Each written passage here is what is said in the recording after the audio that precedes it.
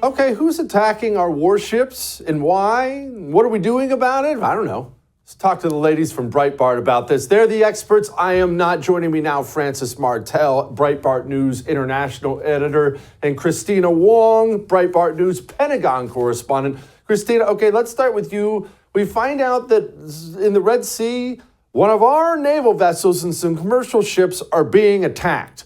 Okay, what does that mean, though? That's quite a headline. Who's doing the attacking? Did anyone get hurt? What happened? Yeah, so the Houthis, they are a Shia militia group in Yemen. They've been locked in a civil war with the U.S. and Saudi-backed government for several years now. They attacked the U.S. destroyer and also commercial ships. And so what happened was several commercial ships were attacked, and a U.S. destroyer in the area responded. And while it was responding to those attacks, it was attacked by drones, and presumably armed drones, and the U.S. ship shot them down. So this is a severe escalation. It's apparently tied to what's going on with Israel and Hamas. The Houthis, they are Iran-backed. They back the Palestinians. There's a military spokesperson for the Houthis who specifically said the Houthis are attacking Israeli-linked ships in response to Israel's offense against Hamas. So the Biden administration and the Pentagon, they're trying to say, oh, these are just attacks against commercial ships. They're trying to separate them from what's going on and their support for Israel. They're trying to not widen the conflict, but obviously this is linked. Okay, Frances, help me understand something. It will help many people understand this. Okay, so Iran buys these dirtballs, a bunch of drones. They use it to attack our ships. Why is this being permitted? Give us some kind of knowledge of the larger political landscape. Yemen is a dump. I doubt these people were able to stop us anyway. Why is this something that's being allowed? Well, I think the most important material fact of the Biden administration regarding the Houthis is that in February 2021, the Biden administration decided to remove the Houthis from our list of foreign terrorist organizations.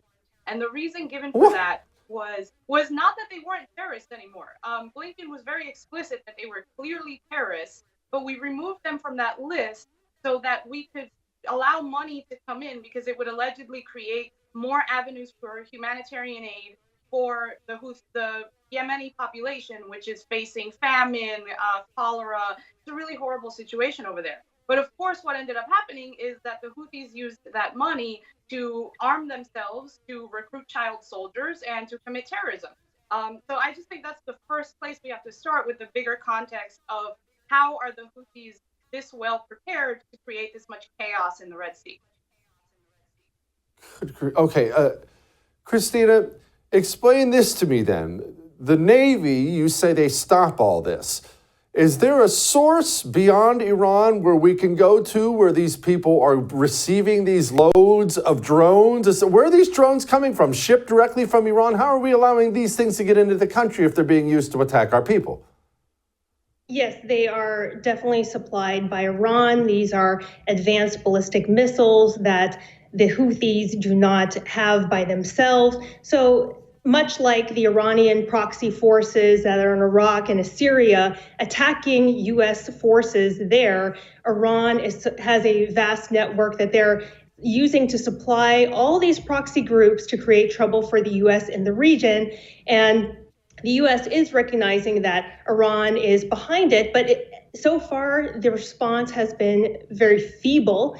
It's taken out some ammunition dumps in Syria. It's taken a few hits at several militia groups in Iraq and I believe just Iraq now. So there's only been maybe a handful of responses in response to more than 74 attacks so far on U.S. troops in Iraq and Syria. And so the Biden administration is saying, oh, we don't want, so far deterrence has worked. We've surged all these assets to the Middle East. We don't want to widen this war between Israel and Hamas. That deterrence is clearly not working.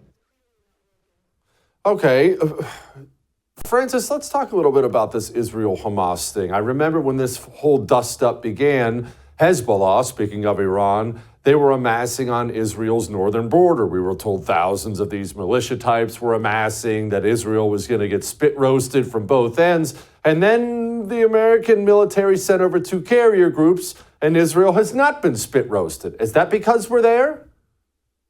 That's a big part of it, for sure. I think a bigger, another aspect to it, maybe not a bigger one, is that Hezbollah is part of the same network as Hamas, of course. They get money from Iran, but they're a little bit competitive, right? Because Hezbollah is Shiite and Hamas is Sunni. There were pro-Hezbollah writers in Lebanon who were making fun of Hamas because Hamas leaders live in luxury in Qatar while, jihadis have to do the hard work on the ground. So I think there wasn't a really popular desire on the part of Hezbollah to risk it all on Hamas's sake. They were willing to make some threats. Hassan Nasrallah gave this big speech where everyone expected him to declare war on Israel, and then he just generally said he didn't like Israel. He didn't say anything new. So I think our presence there is a big deterrent, but there's also some unresolved tension between Hamas and the Shiite groups, including the Houthis. Francis, let's talk for a minute, because you have a story up about Israel in Ukraine. What's the connection there? Israel hurting Ukraine? What's going on? Well, there's no direct relationship, but President Zelensky has said that he believes that there's a relationship in terms of the international attention. He has come out and said, only the blind can't see that all of this attention was put on the Ukraine war, and now it's been redirected, the Western attention, towards Israel. And that hurt Zelensky's effort to continue getting support, both monetary and military support, for his own war. And he's been very supportive of Israel. He was one of the first to come out and say every world leader should visit after October 7th. But he's also been transparently frustrated that while he has been positive about supporting Israel, there's also only so much that the West can do. There's only so much money, and he knows that there are going to be resources redirected to fighting Hamas that he believes would have gone to fighting Russia. No. Kristina, why does the Pentagon need $114 million for diversity, equity, and inclusion? Who knows? No one knows where this money is going to. It's over 270 million if you count beginning since 2022. It's a black hole. I mean, no one knows where the money is going to. It's very vague. There was a report put out by the Pentagon on extremism. I think there were like 80 something or less extremist instances out of 2 million active duty forces. Who knows where this is going? It seems like just part of the DOD grift. I mean, the DOD failed its 6th budget audit. If it needs money, maybe it should look at the DEI budget that no one knows what it's doing. So when the DOD complains about not having money, maybe they should just raid, DEI. Yeah, sounds good. Kristina, Francis, thank you both ladies so much. I appreciate it very much.